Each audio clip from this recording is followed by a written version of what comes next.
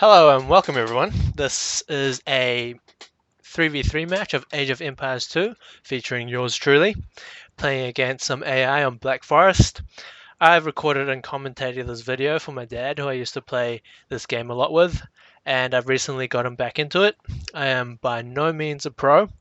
This video is more of an educational video for me and my dad. I'll be talking about my thought processes and critiquing myself. So let's get started.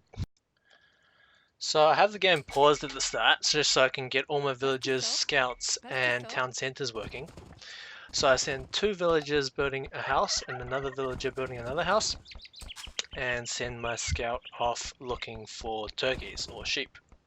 I find the first four right next to my town center and find the other two there.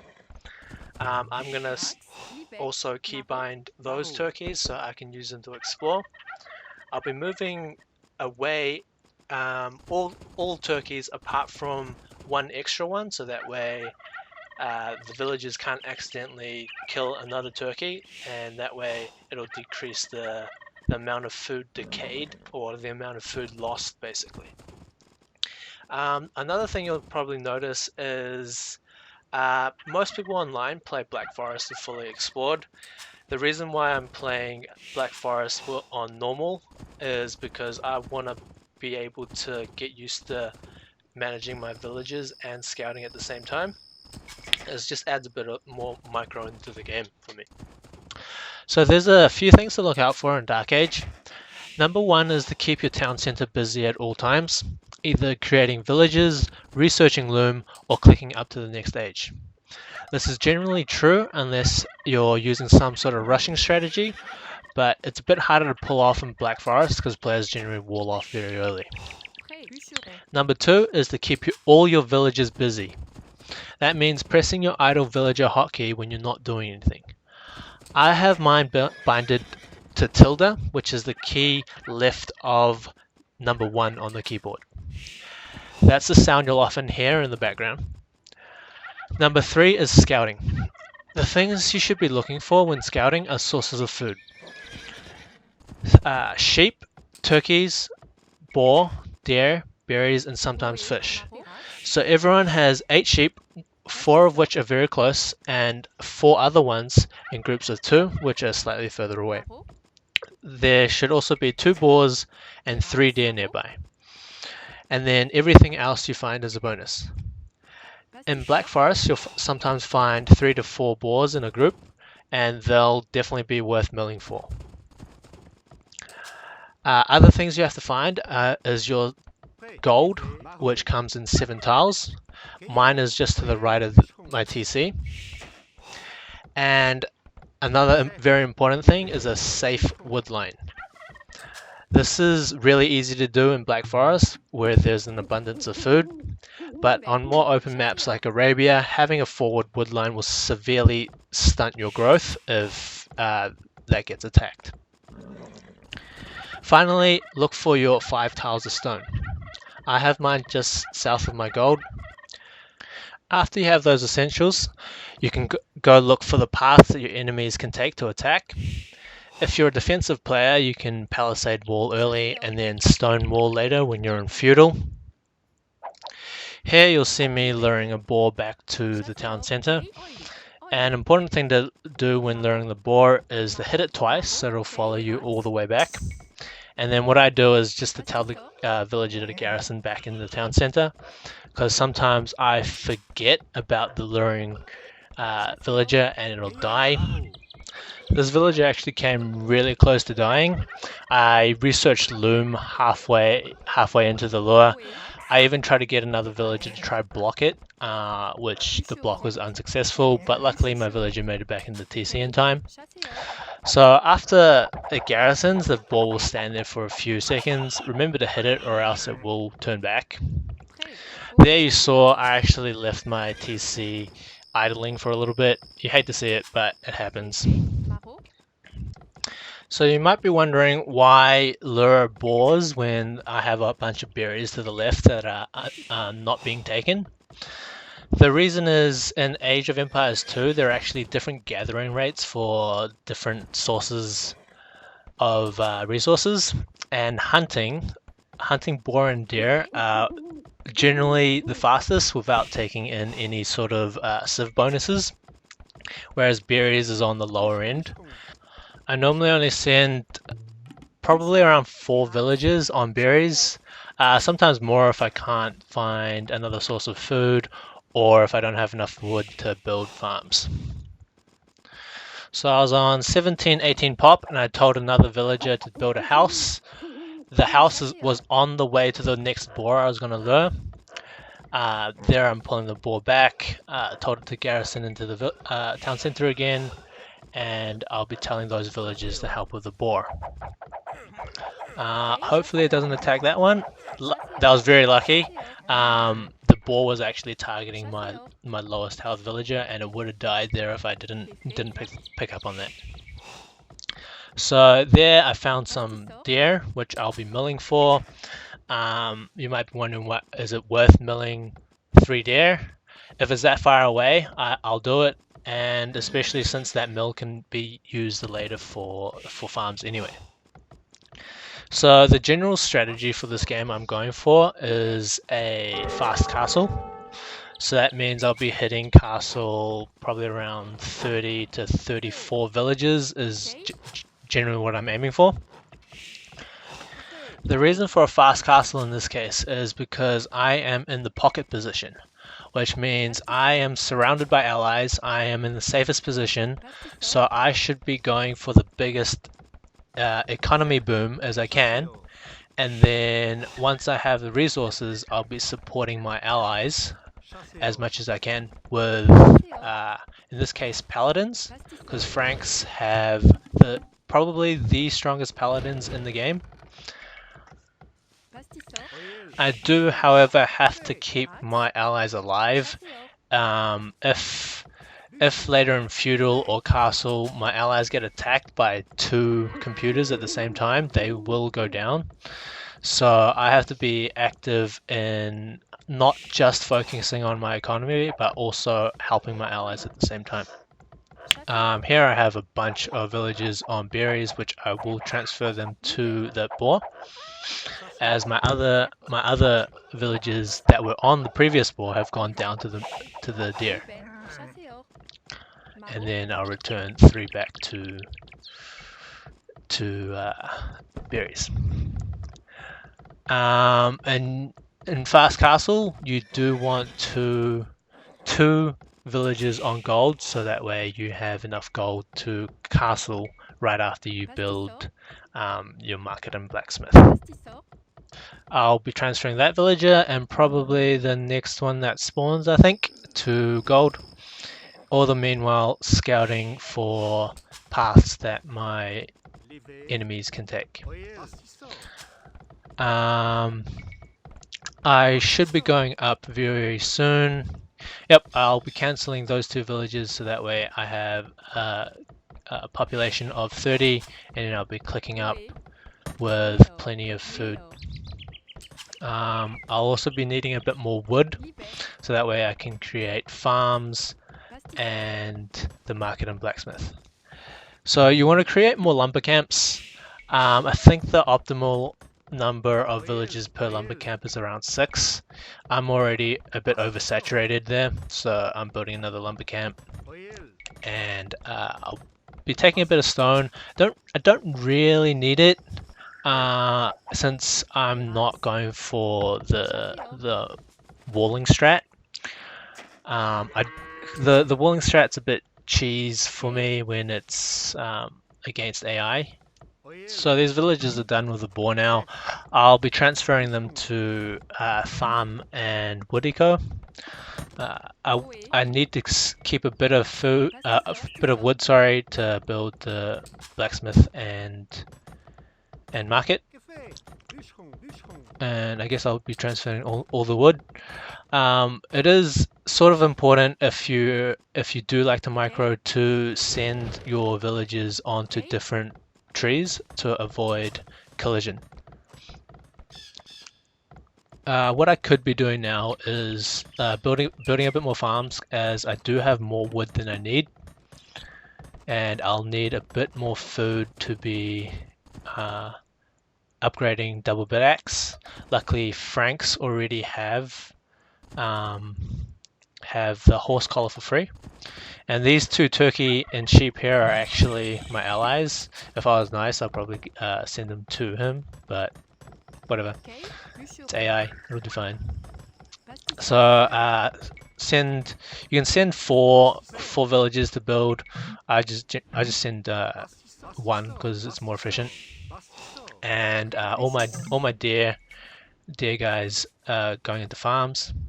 So with stragglers trees you see there, you can build over them once they've been chopped. This only applies to trees that don't have other trees around them. Most people don't know that, but yeah, it's a nice, neat little trick. And I'll be picking up those turkeys. I still haven't got double bit axe yet, which is sloppy.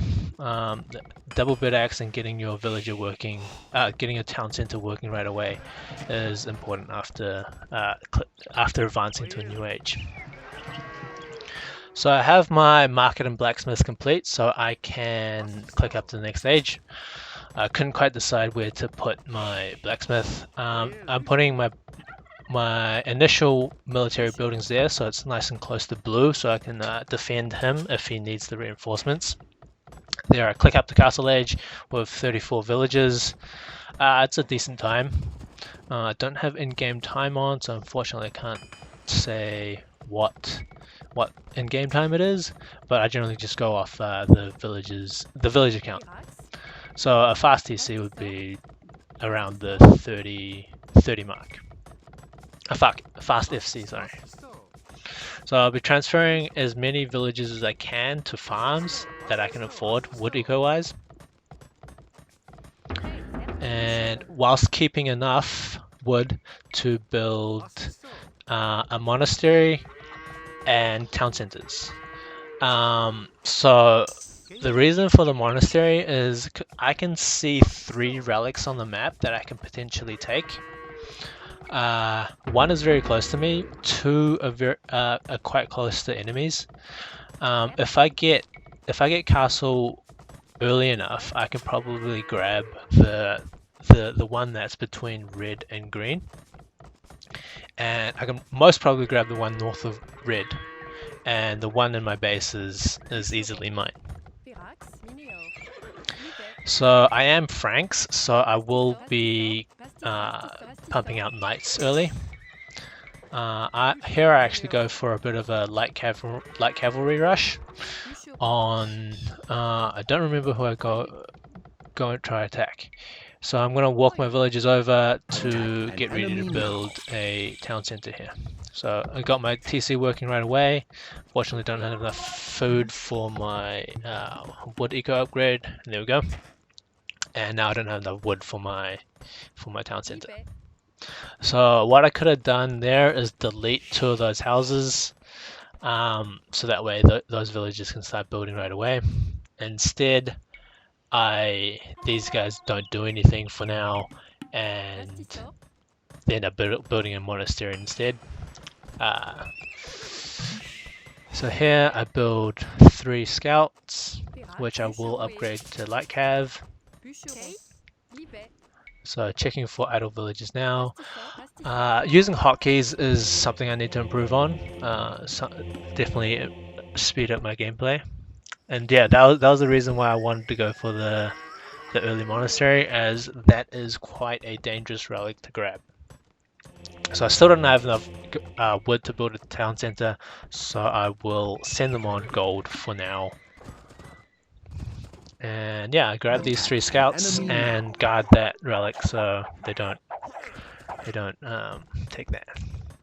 I actually help Red on his push a little bit, as a lot of times when AI gets pushed back is when they go on the offensive first, and then they don't have any military units to defend against the counter push.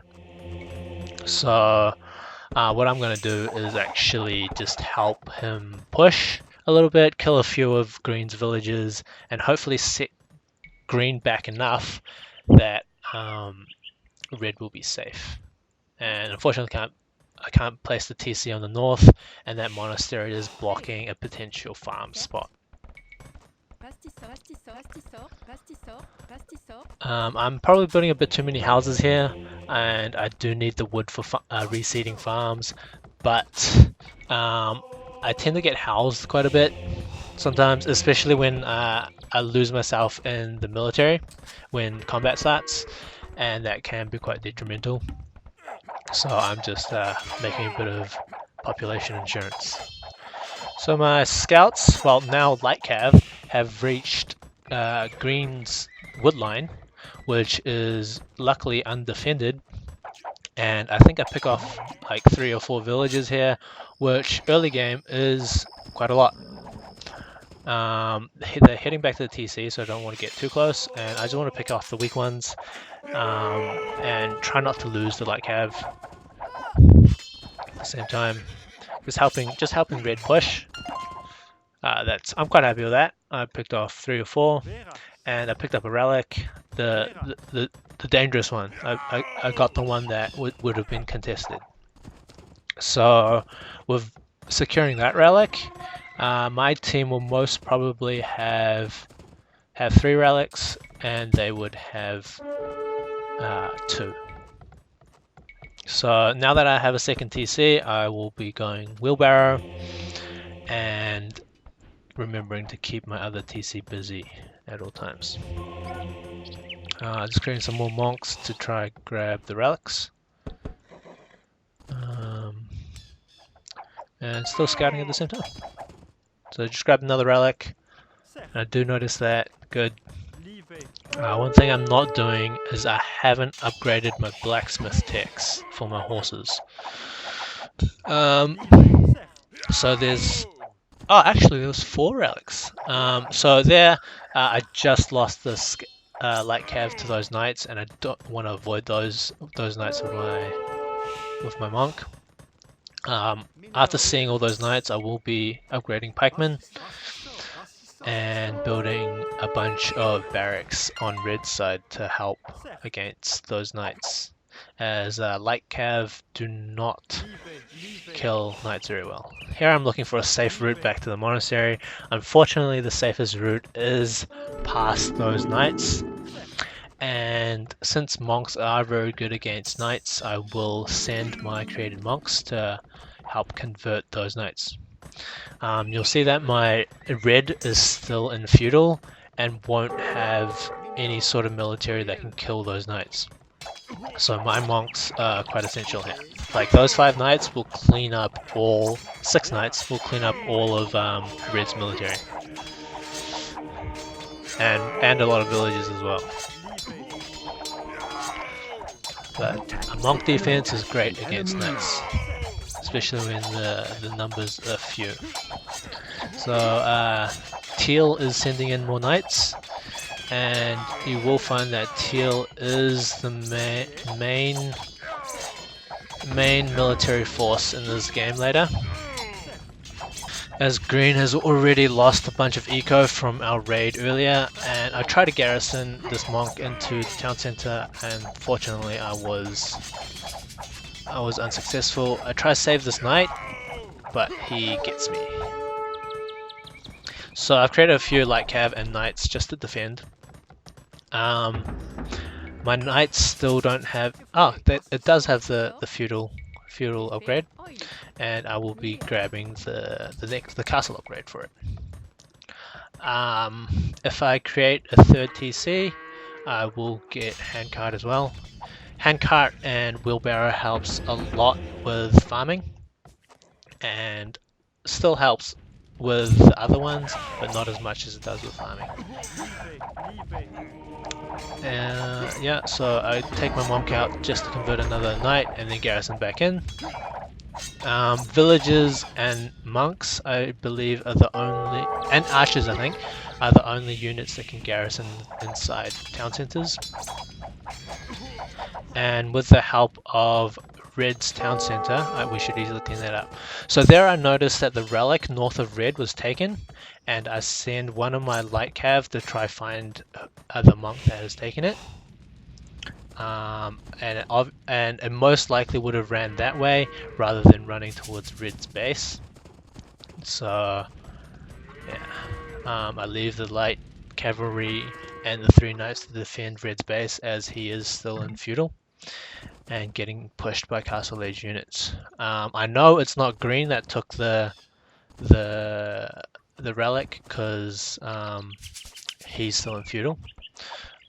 And there my red skirmisher spots the relic I want, but unfortunately we lost line of sight of it, and it's almost got away. Luckily I noticed, and I will snipe that monk with my light cav.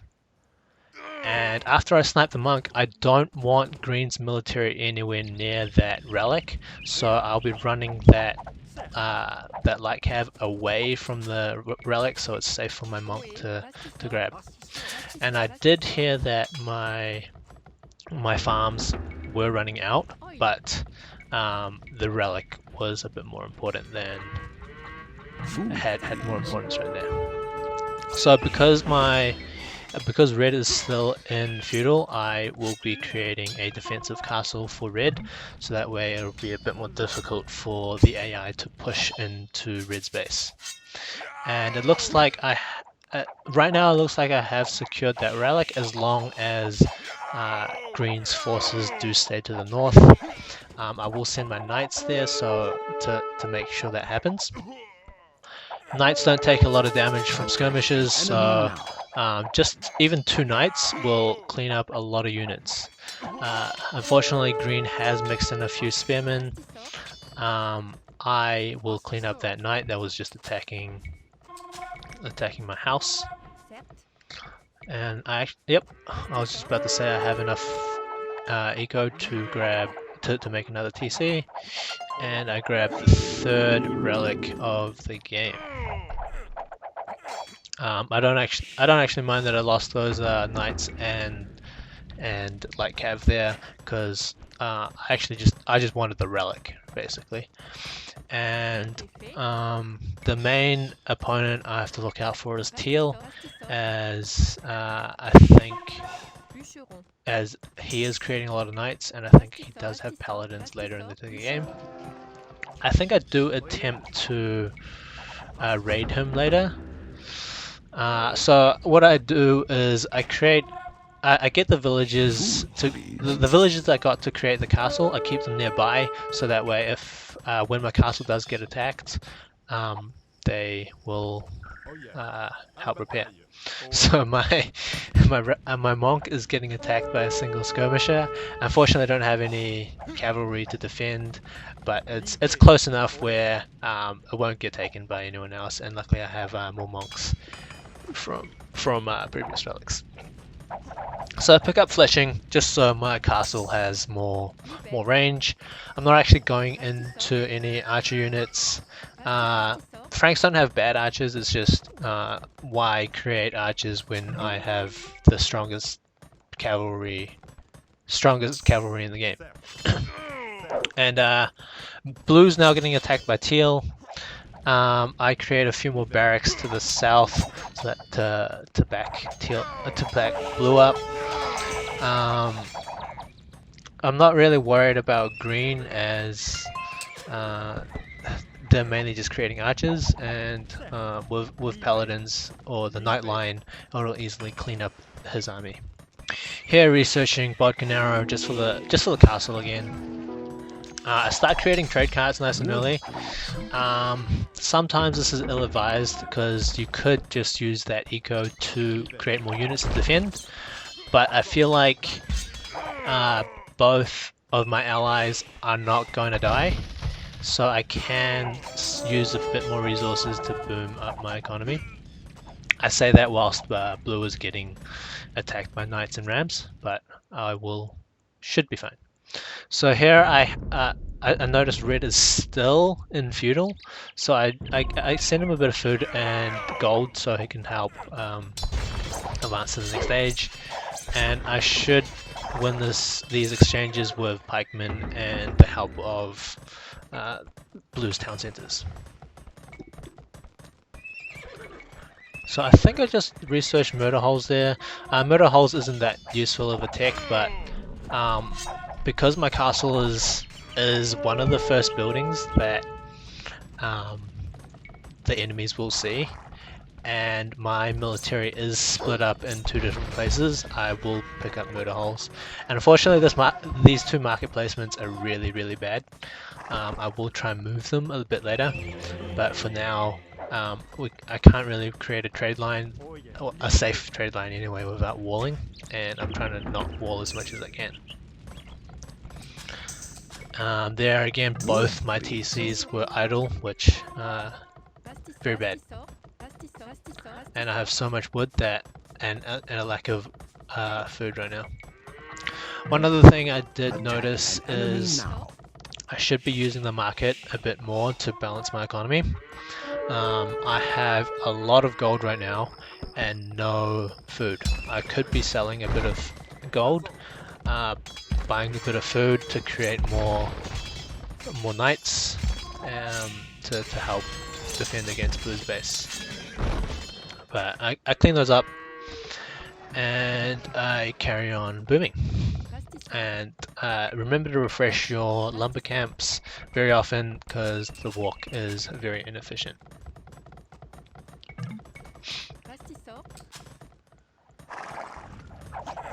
So here, red is still in feudal.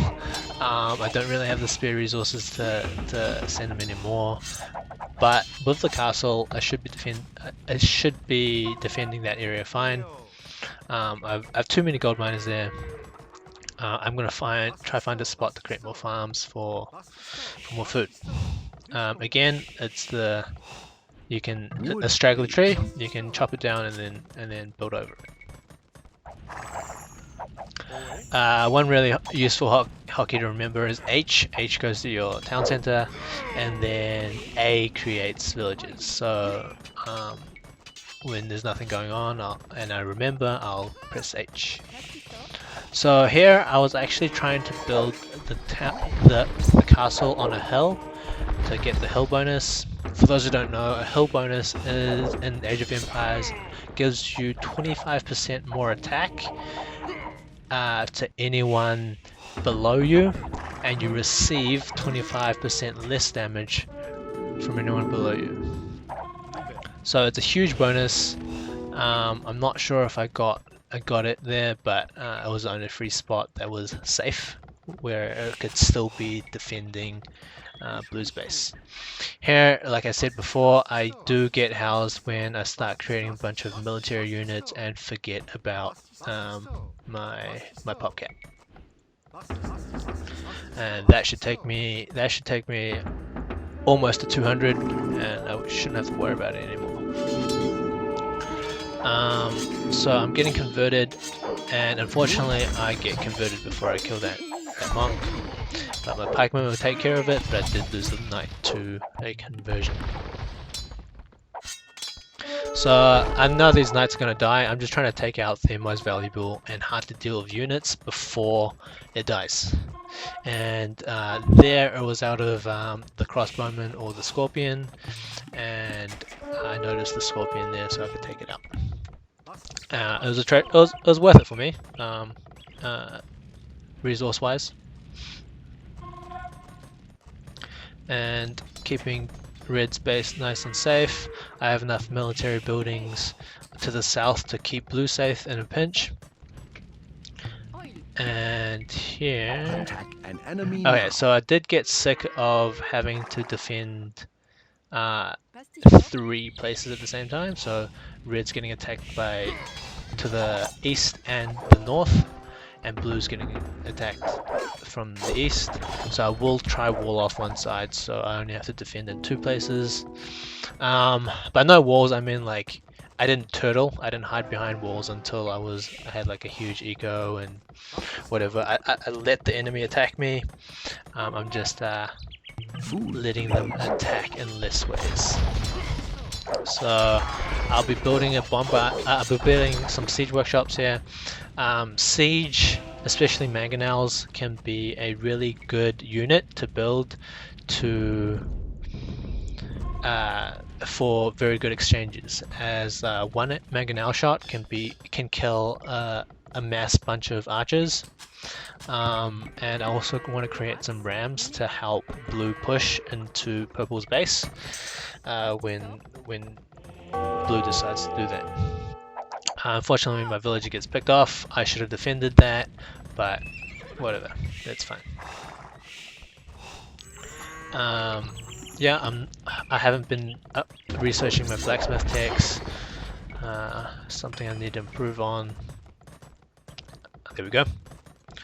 As I was talking about it. So I'm not actually sure why I create archery ranges. I don't actually plan on going.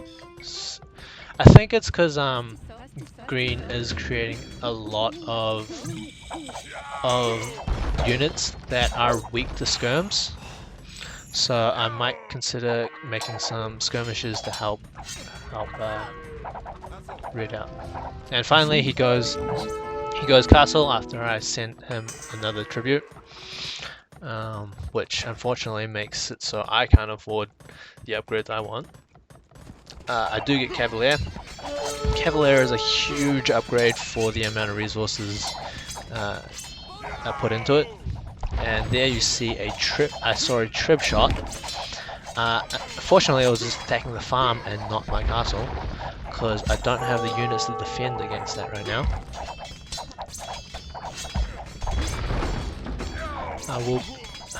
Luckily, I have so much gold that I can go to halberdiers right away.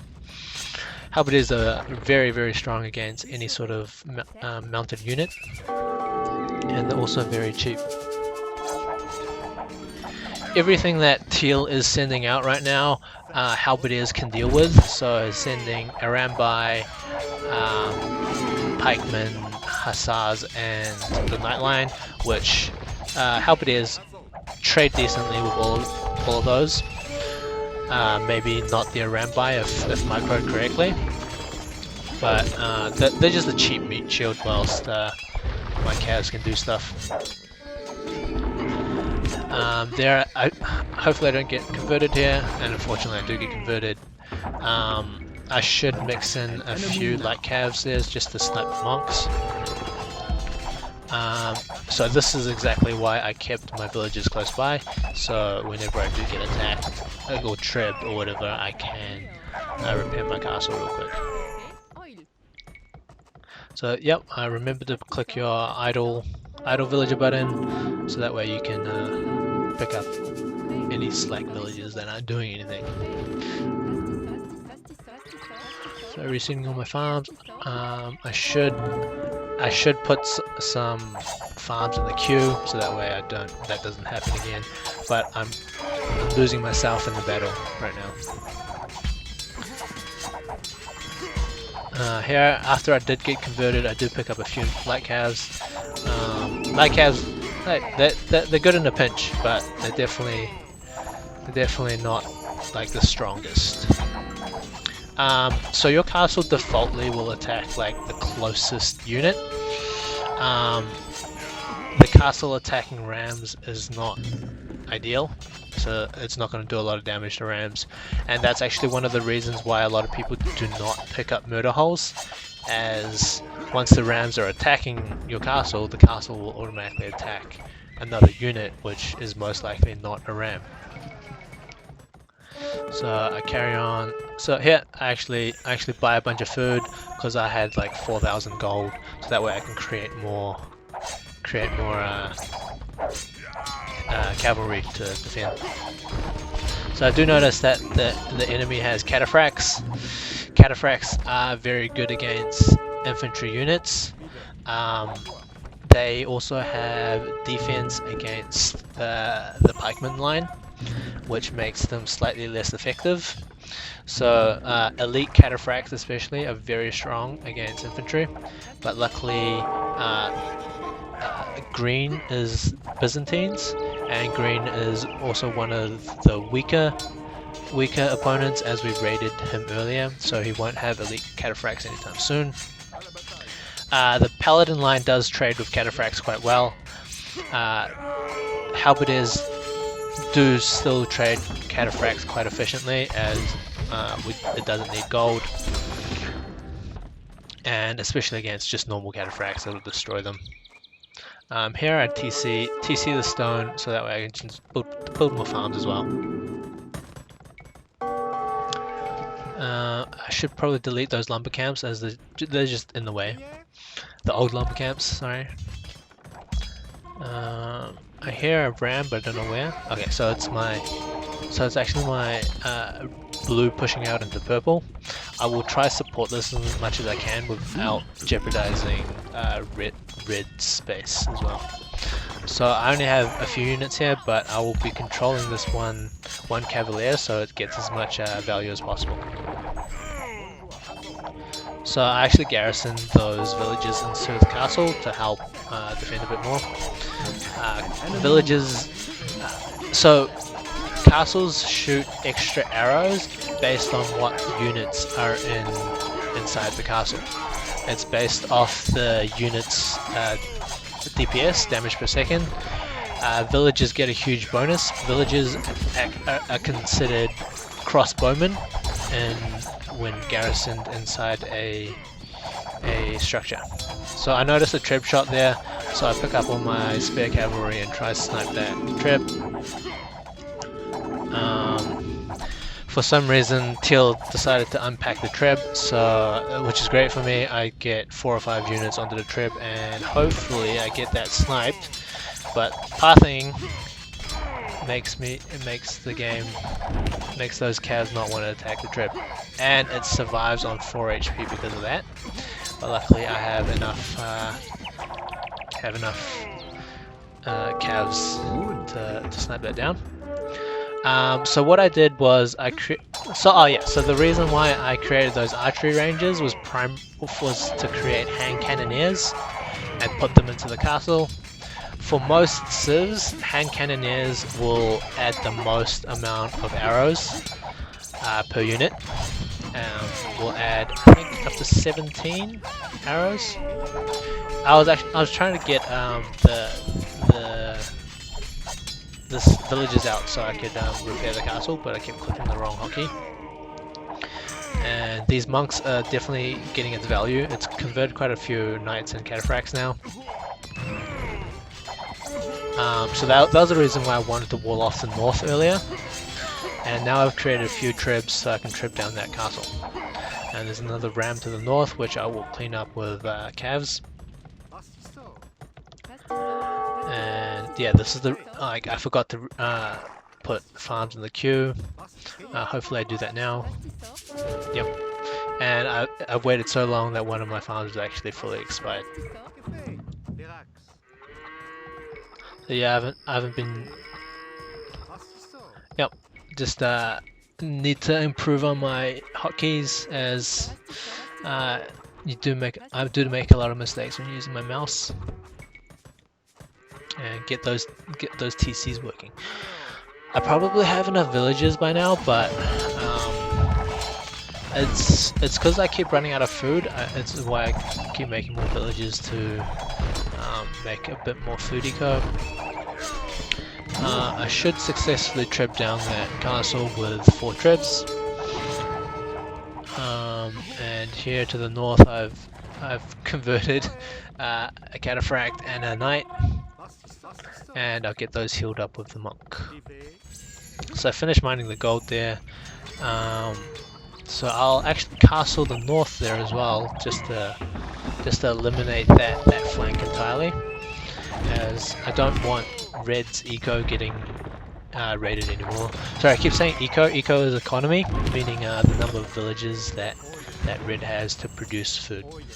Because half the players are in Imperial and half are in Castle. Red is one of those people that are still in Castle, so I want to help him as much as possible. This time, after failing walling off last time, I will send a few cavalry to defend the villages. So I have a lot of wood and gold right now. What I'd like to see me do in retrospect is to buy a bit of food and get the paladins upgrade. which is exactly what I'm thinking right now. Paladins is a huge upgrade. Makes Franks again have one of the strongest paladin line. It has like 184 HP, I think, after the fully upgraded, which is an absolute tank. I create more trade carts on a very inefficient and congested trade route, but I want the gold to sustain my Cavalier Paladin production. I just want to send the tribes forward a little bit, as I do have enough military to defend against a trickle of units that teal and green is sending in. Especially now I have a few bombard cannons. Bombard cannons are great for defending against rams and trebuchets, as bombard cannons do melee damage at range, whereas trebs they do ranged damage. So rams are great against defending against ranged damage, so trebs will only do minimal damage to rams, whereas bombard cannons will do full damage to rams. Here I finally get the paladin upgrade. I still have a lot of wood that I could be selling. None of my units apart from halberdiers will really be costing wood, and I have so many lumberjacks that I can actually afford to sell a bit of wood. But again, retrospect. Unfortunately, my military is split up into two, so I can't really push out without jeopardizing red space. So here, green still only has normal cataphracts, so halberdiers are very effective against them. Making a few more halberdiers and cavaliers to defend. I'm actually just using the trebs to scout a little bit. I should actually pull them back, but I think I'm actually sending more halbs forward, so I can actually send my trebs a bit more forward. So I should be refreshing my lumber camp line right now after seeing that the villagers do have to walk a little bit. So the reason why I'm creating lumber camps here is to increase the efficiency of the trade line, to reduce congestion, because right now I just had a look at the trade line and it's horrible. There's so many trade carts there. They're running into each other, they're running into buildings, they're running into villages, which is very bad.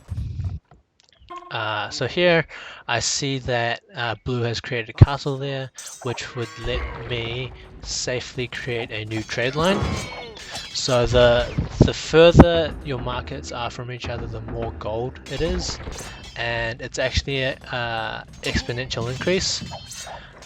So you want your markets as far as possible, and also your trade carts will run into each other less when they're further away. So that was the reason why I was scouting with my trebs earlier, because I knew that green was Byzantines and he was creating cataphracts out of his castle, and I want to take out as many of his castles as possible so I don't have to deal with cataphracts.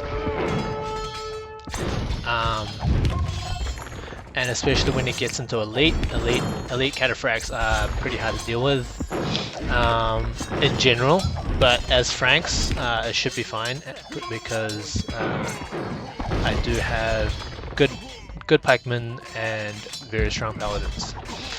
One thing I have noticed about the AI is they're very bad against targeting trebuchets. So here they could have sent their military units on my trebuchets and I should have lost them. Like if it was any real player, those trebuchets should have died. But for some reason they were busy fighting my other military units, so my trebs stayed safe. I really do not want blue to lose his castle here, because that's where I want to create my new trade line. So I will create a few units to help defend against that. Yeah, so I'm still suffering on food eco, but red's base seems very well defended now. Well, not very well defended, but a castle with shooting 15 or 17 arrows and a few bombard cannons in the back should defend against the trickling AIs fine, and especially if I look up there once in a while, I should be able to pick out the trebs. Unfortunately, I was a bit too late to defend the blues castle here, but I should be able to pick off that treb. So I can't, because of my slow reactions, I was not able to save that castle, and I won't be able to change to my new trade line just yet. I'm just trying to micro my paladins away from his halberdiers so I don't die whilst trying to grab his trip. So yeah, I was trying to avoid all those halbs over there to the left. And now, since these two paladins are probably going to die anyway, I want to get a bit of information. And this is that was a very bad trade for me. It was like 10 halberdiers versus 2 paladins, so I pulled them back. Created a few halbs just to attack his halbs. What I could do is create a few hand cannoneers to kill his halbs, but hand cannoneers are also very weak to skirmishes, which the enemy has a lot of. So I don't really want to do that. Yeah, pump out a few more military units up north and down south. The important thing is to keep my allies safe, because if they're safe, they'll eventually push out, and I will help their push to attack into the enemy's base. The reason why I can't push is because I have a lot of villages. I probably have too many villages, and that means I don't have enough population cap for a big push, and especially since my military is already split in half. Here I notice Red's actually building a wonder, which I don't think they did in the original game. It's a bit of a lame way to win, but hey, you'll notice that by the end I was going to win anyway, so it doesn't matter. Yep, so using bombard cannons on stand ground, which is a stance. It means they'll attack anyone in range, but they won't chase, which bombard cannons have a problem of chasing, because they have a very long line of sight, and sometimes they can just get baited into enemy fire.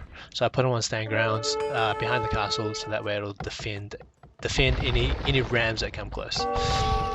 So here I delete the lumber camp, so that way I can make space for new buildings, or trade carts can move more freely.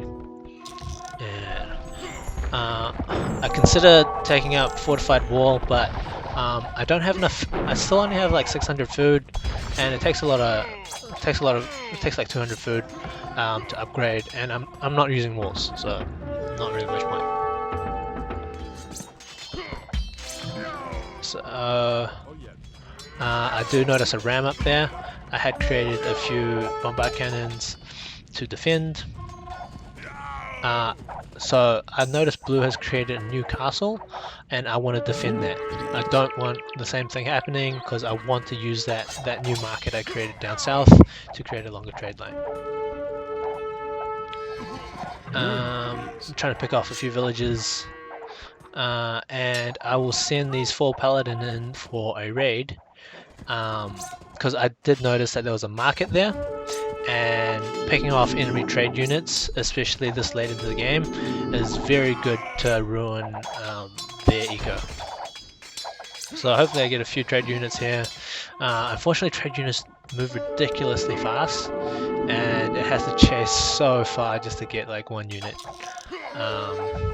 Purple is still very weak from blue's push earlier, so he's still in castle age, which means the best defense that he has against me is pikemen, which paladins do not great, but fine against pikemen. So yeah, I'm constantly being pop capped now. I have enough resources to keep all my military buildings going. I noticed that there's Treb there, and I take the villager out to defend that, to repair. And you won't see players garrisoning their castle very often, since it's often more useful to have your units moving around than it is in a stationary position like a castle. But in this case, if it's against AI, so they're just mindlessly sending in units into the slaughter, so having garrison units is quite effective against AI when they do that.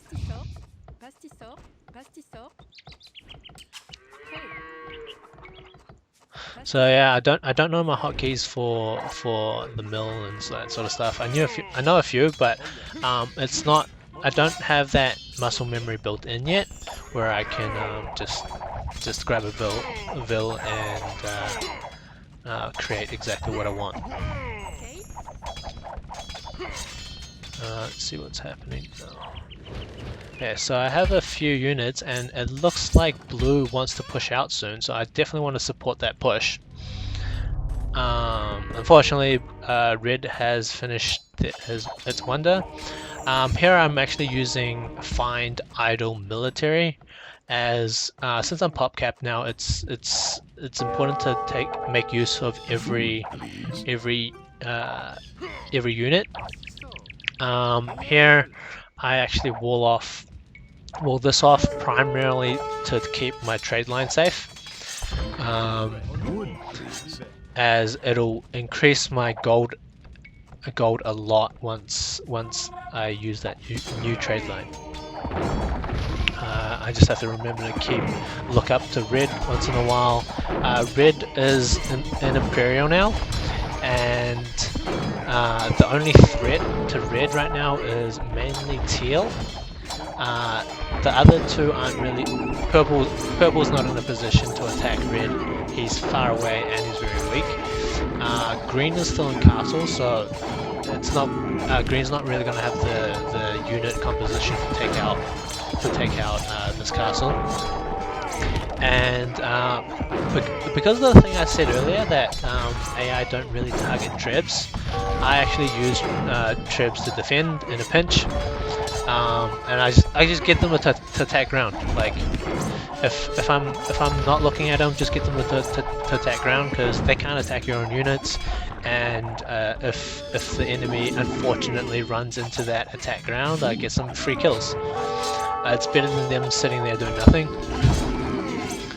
So I do notice a lot of trade units here, enemy trade units here, and I actually want to stop them trading. I will castle the hill, getting advantage of that hill bonus, and create a few military buildings here to support blue's push.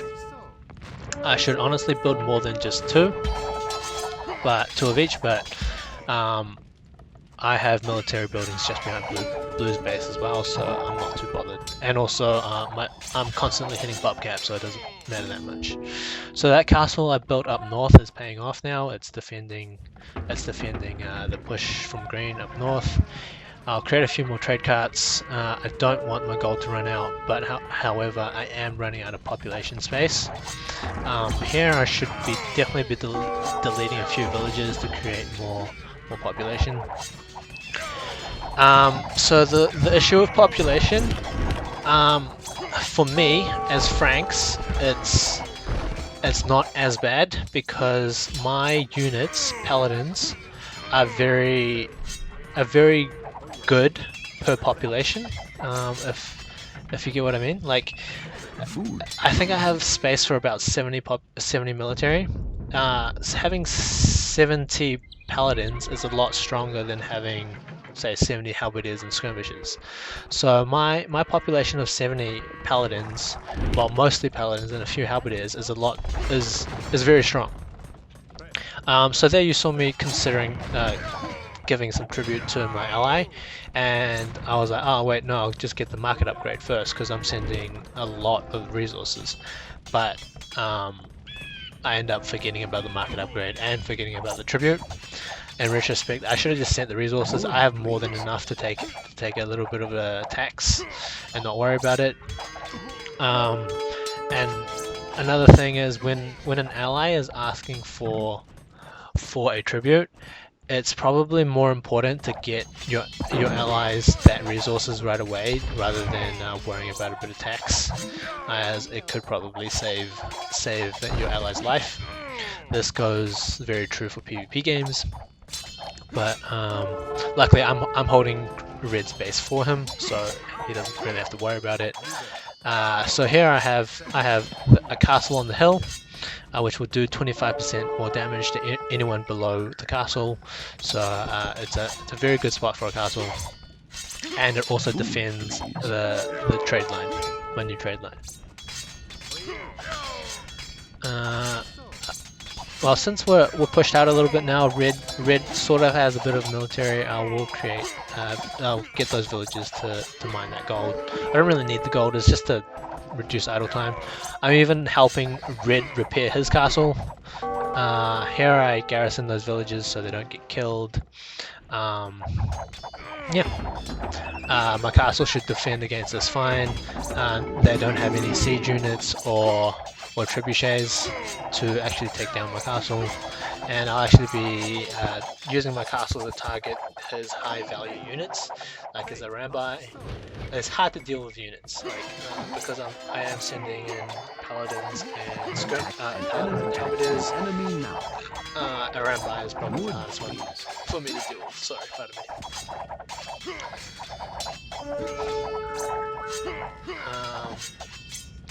Right now I need to kill those halbs of the castle because they do a lot of damage to paladins. So I created a few more units. Unfortunately, I am pop cap. I don't know where my military is. Probably up north.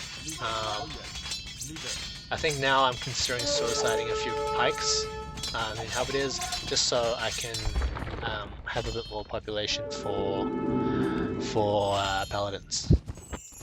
So again, I should be deleting villages now. I have more than enough economy to sustain the rest of the game.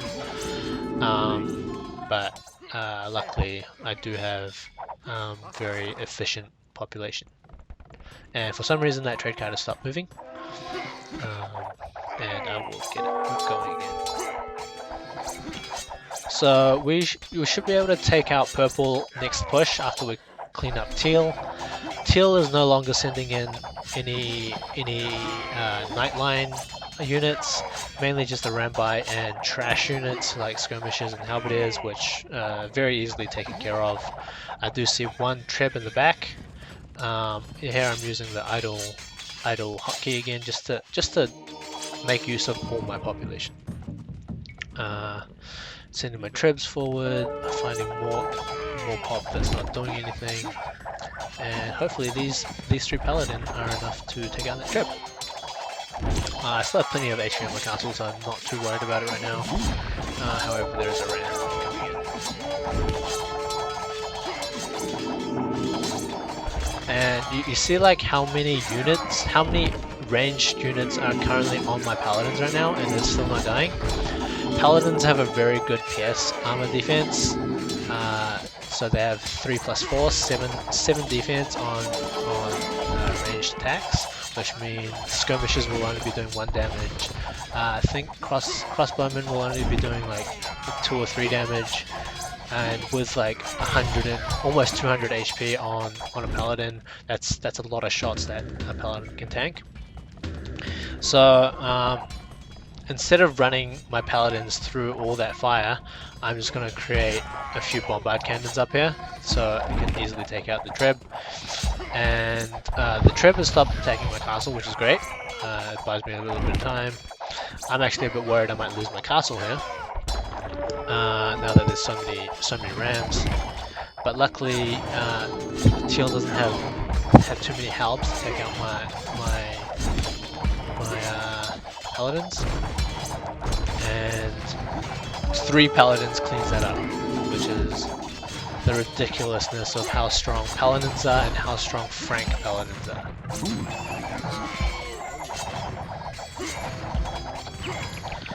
Okay, so that trib got taken out. I'm not sure by who. and I should clean up those rams quite easily with just 4 units. And again, this might not work against players because they might have they'll have a more coordinated push and more trebs. But this again is an educational video for my dad, so I help red push in the green a little bit. I just want to trip down a few of his buildings. What my main target focus is his TCs, his production buildings, and then whatever else is left. So I send my helps forward to protect the trebs, but my main focus is down here. Blue sends out a bunch of conquistadors. Conquistadors are great units. They're ridiculously strong in Castle Age, and they're still really good in Imperial Age. So my focus is quite split right now.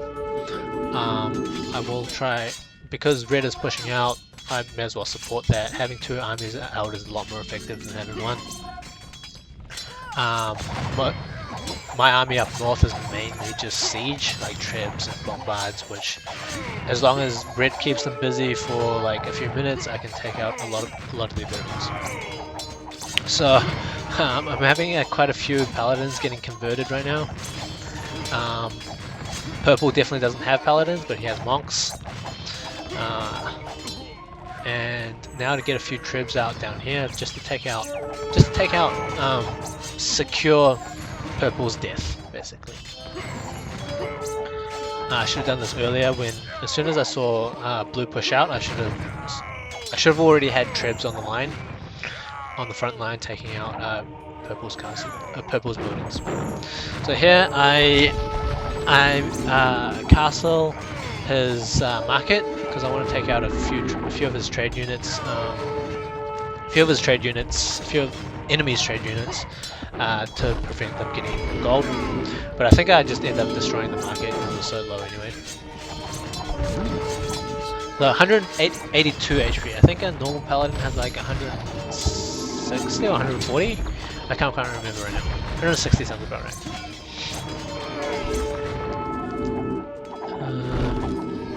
Taking out those rams, defending that new castle. I only have 3 villages building it. I should probably send more, but I don't think they're gonna push in anytime soon. Taking out military production buildings, just so Purple can't do anything. Because if you take out his military buildings, that means we're fighting against 400 population rather than fighting against 600 potential population. So sometimes when I play other AI games where I play like, I don't know, 3v4 or where the AI has more population, has more players, it's hard for me to push in because once all of us reach pop cap, they're working with 200 more population than I am, and I don't think I'm good enough where I can play with that sort of handicap. Like they're fighting with 4 armies, I'm fighting with 3. So yeah. For those when I'm fighting 1 down, I have to do like a tower rush or something that will hinder one of their opponents very early. So here I have so much stone. The game's gonna end soon because of the wonder. There's 70 years left. I may as well just use up the stone. Just get as big of a push as I can. Like here, it's like you can see quite clearly. I'm gonna win now. It did take a while, but this win is inevitable. I have so much eco. I have so much everything. I still don't know why I haven't deleted any villages to create more military population. I guess this is something I haven't really done in the past. Again, I've only just started getting into Age of Empires again. There's a lot of things I should be doing that I am not. One little thing I picked up on earlier it's actually more efficient to have one villager building than having multiple villagers building. As in, like, I'm building 6 buildings there. It's faster to have one villager on each of those buildings than it is to have 3 villagers going around building one building at a time. So that's why I split up those 3 villages there. Just a bit of micro. Obviously, you'll send all your villagers on one building if you need that building up right away, like a castle. But if it's just like a forward military building, then it's not going to get attacked or anything. I'll split them up. So here, blue has a massive push, so I'm moving my troops, my bombards, my everything forward basically, just to help defend his units, help the push. He has enough rams to like end the game basically. And I'll give him more than enough support with paladins and helps to end it. So here I'm just making a little wall so rams have to walk all the way around, making it a bit more annoying for them. So here instead of making new lumber camps, I should have just deleted that villager. But I don't know why. I send the villagers forward to defend, to repair, or to build new buildings. Just having a villager on the front line but safe, is very useful to continue the push. One thing that players often might do is have a villager forward, which sometimes means that their reinforcing units are very far away and they lose momentum. The enemy has time to regather his units, and then whereas if you did have a unit there, had a villager there, you could have continued the push and ended the game. I don't even know why I'm sniping that trip. That trip's never going to do anything anymore. It's just one of those things. It's just like, oh, a trip, gotta kill it.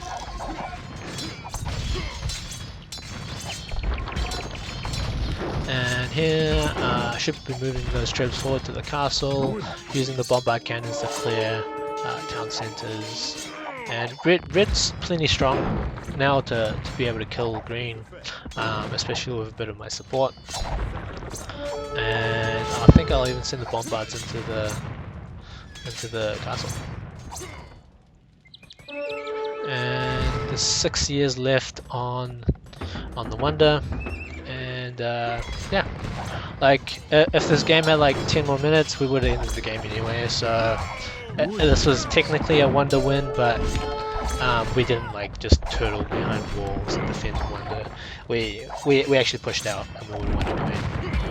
So I hope you guys enjoyed that, and I hope my dad watches this. And let's have a look at the achievements. Yeah. Oh, okay, let's have a look at their base first. So yeah, teal didn't have that much left. They had 2 castles. Green actually had like 3 castles left, I think, but they're all in the back, so his base would have died. So look there, I only had 71 army, which I definitely could have afforded using more. Definitely should have used more. And my economy stats, highest all across the board. I had way too much economy. I first the castle. I had all the relics. Maybe there was 1 relic that no one could get, but I think I had 3 or 4 relics, so I had plenty of gold. Yeah, hope you guys enjoyed that, and have a good day.